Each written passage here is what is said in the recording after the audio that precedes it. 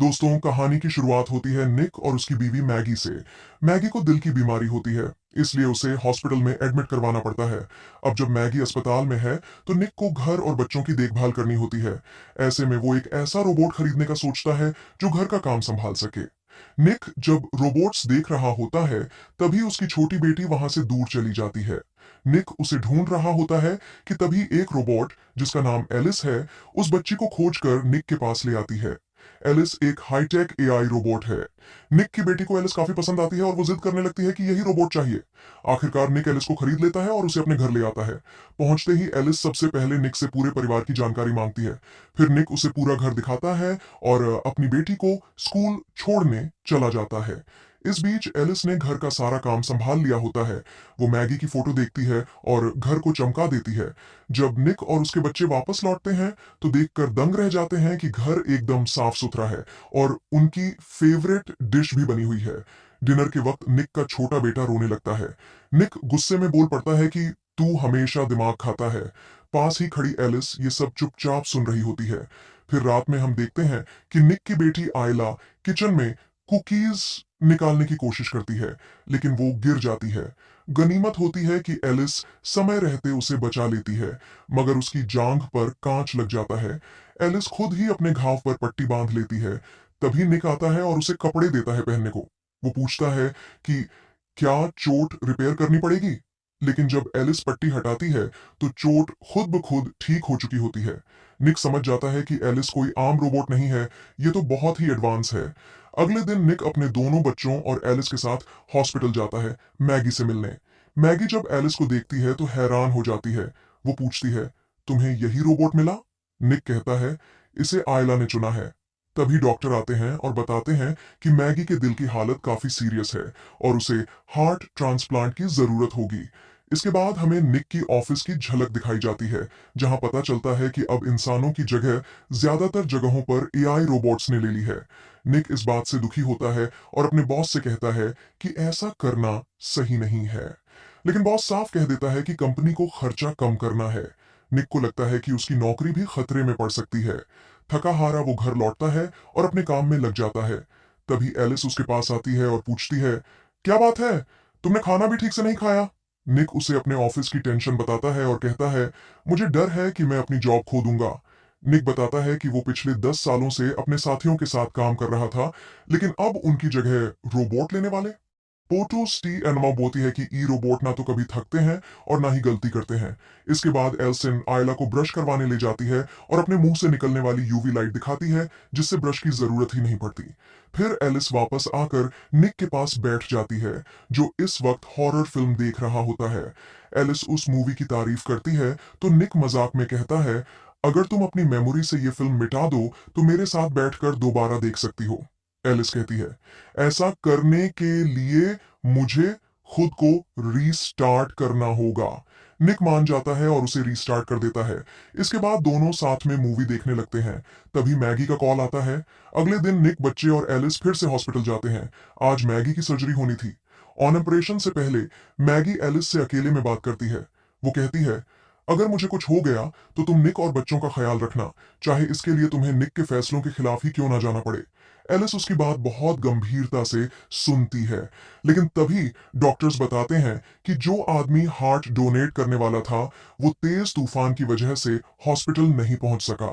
ये सुनकर मैगी कहती है, निक, तुम बच्चों को लेकर घर चले जाओ, मैं कुछ वक्त अकेले रहना चाहती हूँ।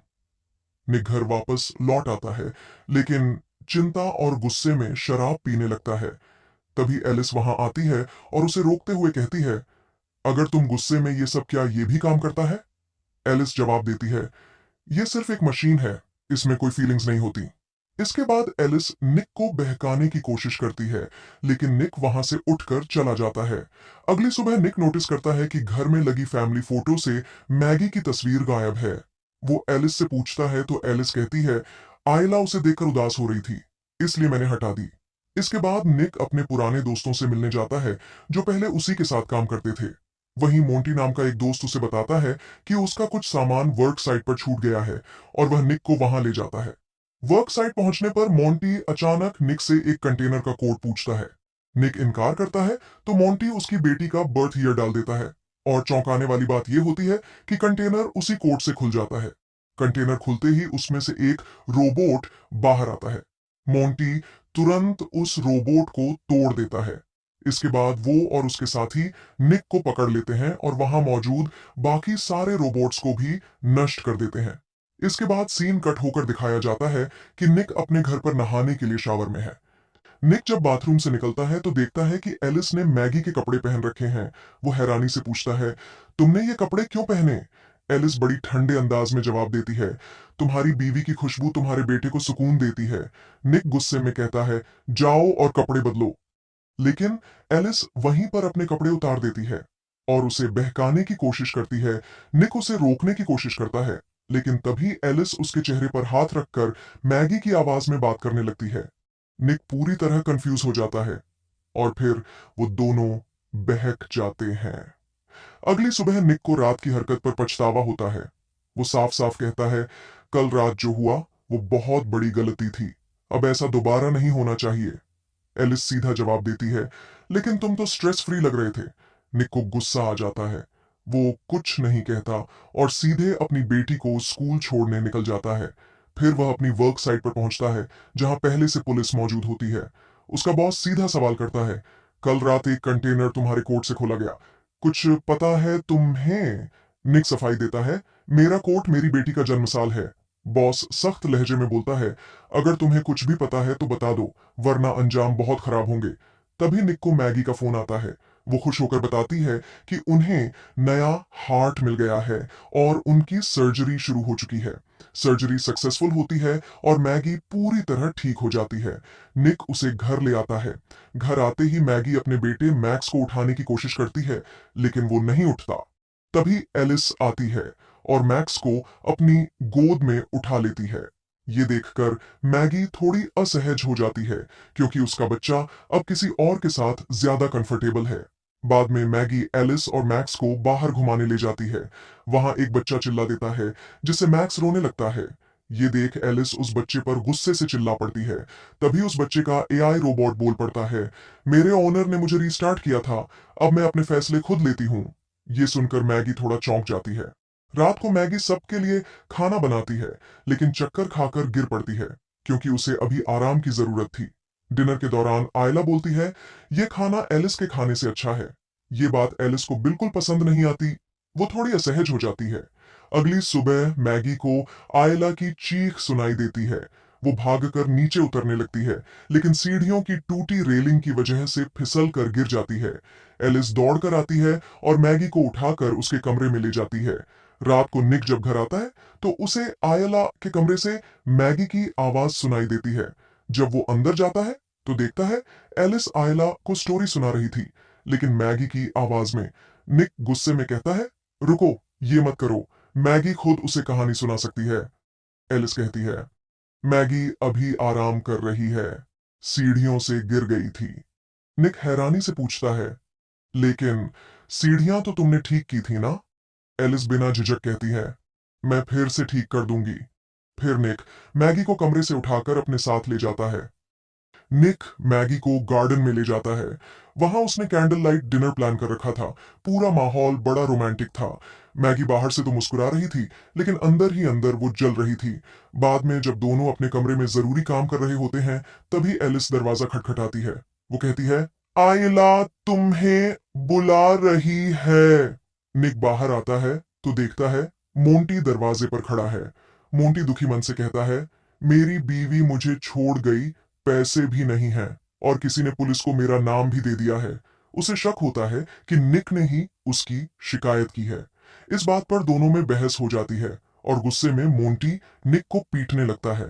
तभी एलिस वहां आती है और मोंटी को पकड़कर दूर फेंक देती है। मोंटी जाते जाते धमकी देता है, मेरा नाम पुलिस से हटवा दो, नहीं तो तुझे भी खींच लूंगा अंदर। एलिस निक की तरफ मुड़ती है और कहती है, मुझे अपने प्राइमरी यूजर को बचाने के लिए ये करना पड़ा। इसके बाद वो बोलती है, तुम्हारी बीवी ज्यादा दिन तक नहीं बचेगी, फिर मैं उसकी जगह ले सकती हूँ। यह सुनकर निक गुस्से में आगा बबूला हो जाता है।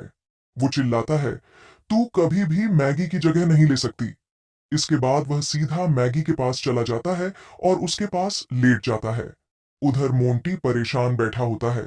तभी एलिस फिर उसके पास पहुंचती है। वो कहती है, तुम अब निक को तंग नहीं कर सकते। मोंटी उसकी बात को इग्नोर करता है और गन निकालकर उस पर तान देता है। जवाब में एलिस उसे जोर से धक्का देती है। फिर वो पहले मोंटी के साथ आए रोबोट को तोड़ देती है और बाद में मोंटी को भी मार डालती है। सुबह होते ही निक अपने बॉस के पास जाता है। वह कहता है, मोंटी के ऊपर से पेनाल्टी हटा दो। बॉस चौंकाने वाली खबर देता है, मोंटी तो मारा गया है। ये सुनकर निक बिल्कुल घबरा जाता है। घर पर एलिस इस समय मैगी की मदद कर रही होती है। वो उसे टब में बिठाते हुए कहती है, मैं तुम्हें अकेला नहीं छोड़ सकती। तुम्हारी दवाइयों की वजह से तुम्हें चक्कर आ सकते हैं और अगर तुम यहीं बेहोश हो गई तो मर सकती हो। और अगर तुम्हें कुछ हो गया तो निक और ज्यादा टूट जाएगा। और क्योंकि तुम उसे संतुष्ट नहीं कर पा रही हो। मैगी हैरानी से पूछती है, तुम्हें कैसे पता कि निक खुश है या नहीं? एलिस जवाब देती है, जब वो संतुष्ट होता है तब उसका ब्लड प्रेशर और स्ट्रेस लेवल कम हो जाता है। मैगी सब समझ जाती है कि निक और एलिस के बीच कुछ हो चुका है। वो ये बात निक से पूछती है और निक जवाब देता है, वो सिर्फ एक मशीन है। इसी बीच उनका बेटा मैक्स रोने लगता है। मैगी गुस्से में आ जाती है और उसे बाथटब में डाल देती है, लेकिन आयला ये सब देख लेती है और तुरंत जाकर निक को बता देती है। निक बाथरूम में घुसने की कोशिश करता है, लेकिन दरवाजा अंदर से बंद होता है। एलिस ने पकड़ रखा होता है। वहीं दूसरी ओर मैगी भी पीछे के रास्ते से अंदर आने की कोशिश करती है, लेकिन एलिस उसे भी रोक लेती है। तभी अचानक निक अंदर आ जाता है और एलिस पर हमला कर देता है। वो किसी तरह उसे बिजली का झटका देकर बंद कर देता है। फिर वो जल्दी से मैक्स को लेकर अस्पताल निकलता है, जहां मैगी निक से एक बहुत ही जरूरी बात करने वाली होती है। मैगी निक से कहती है कि अब वह बच्चों के साथ अकेले रहेगी, उसे उसकी जरूरत नहीं। उधर एलिस को कंपनी वाले रिपेयर के लिए ले जाते हैं, लेकिन जैसे ही उसका दिमाग सिस्टम से जोड़ा जाता है, एलिस पूरा सिस्टम हैक कर देती है। वो एक और रोबोट को कंट्रोल कर लेती है और दोनों टेक्नीशियन को वहीं मार डालती है। अब सीन कट होता है अस्पताल में। मैक्स ठीक हो गया था, सब कुछ सामान्य लग रहा था। निक एक बार में बैठा ड्रिंक कर रहा होता है। तभी वहां एलिस आ जाती है और कहती है, मैं तुम्हारे सारे दुख खत्म कर सकती हूँ। जैसे मोंटी को खत्म किया, अब तुम्हारी फैमिली की बारी है। इस बात से साफ था, एलिस अब पागल हो चुकी थी। एलिस एक दूसरे रोबोट को कंट्रोल करके अस्पताल तक पहुंच जाती है। वो निक को पकड़ लेती है, लेकिन निक चालाकी से प्यार का नाटक करता है और इसी बहाने उसे फिर से बंद कर देता है। उधर अस्पताल में मैगी को कुछ आवाजें सुनाई देती हैं। जब आयला उठती है तो वहां कोई नहीं होता। वो अपनी मम्मी को ढूंढने लगती है। अब हमें पता चलता है कि अस्पताल के सारे रोबोट्स को एलिस ने बंद कर दिया है। मैगी आयला को पकड़कर छुप जाती है। एलिस अब उन्हें ढूंढ रही होती है। वो एक नर्स को पकड़कर पूछताछ करती है। इस मौके का फायदा उठाकर मैगी मैक्स के पास पहुंच जाती है, लेकिन रास्ते में उसका हाथ कट जाता है और खून गिर जाता है। एलिस अपने यूवी लाइट का इस्तेमाल करके उस खून के निशान को ट्रेस करती है और उसी रास्ते पर चल पड़ती है। लेकिन जैसे ही वो वहां पहुंचती है, मैगी उसके विजन सिस्टम को ब्लॉक कर देती है और वहां से भाग जाती है। उधर निक भी अस्पताल की तरफ दौड़ पड़ता है, लेकिन एलिस आखिरकार मैगी को पकड़ लेती है और उसकी छाती चीरने ही वाली होती है। तभी धड़ाम, निक अपनी गाड़ी से एलिस को टक्कर मार देता है। निक खुद भी घायल हो जाता है। मैगी उसे गाड़ी से निकालती है, लेकिन वह बेहोश था। तभी एलिस दोबारा उठ जाती है और मैगी को मारने लगती है, लेकिन तभी निक दोबारा उठता है और एलिस पर हमला कर देता है। निक और मैगी दोनों मिलकर इस बार एलिस को पूरी तरह खत्म कर देते हैं। इसके बाद हम निक को अस्पताल में देखते हैं। बच्चे, मैगी, सबके चेहरे पर मुस्कान होती है। सब कुछ ठीक लग रहा था, लेकिन तभी सीन कट होता है। कंपनी का मालिक अपने रिपेयर सेंटर में आता है। वह एक पुराना कंप्यूटर ऑन करता है, जिससे एलिस दोबारा एक्टिवेट हो जाती है और खुद को कॉपी करने लगती है। मूवी यहीं खत्म हो जाती है।